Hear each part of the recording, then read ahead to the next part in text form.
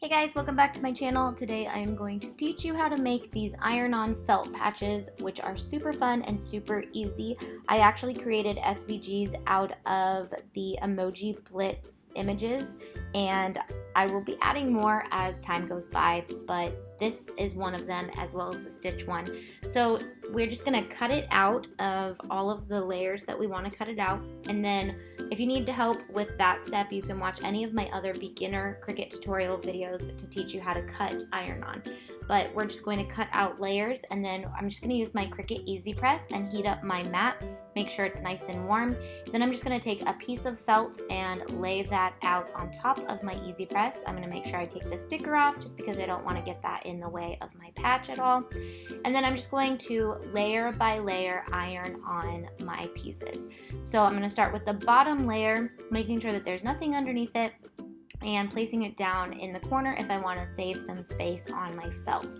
And you can do this on the center if you want to as well, but I like to save material as much as I can. And then because I'm using glitter, I'm not going to protect it with anything because I like that glitter can hold up to a lot of different things.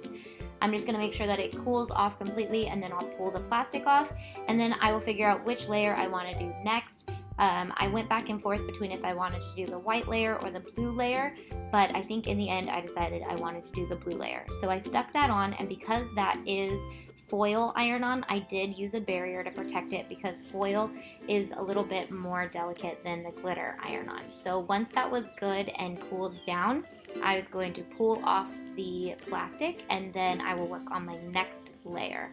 So since we will be going over that foil again, I protected it with extra plastic, or you can turn your felt completely upside down and iron it that way.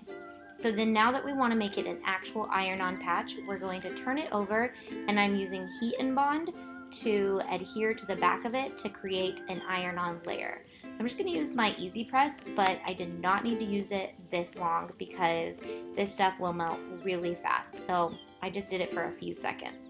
And then once it's cooled down, you'll notice that when you peel it, it leaves a shiny side onto whatever you've ironed it onto.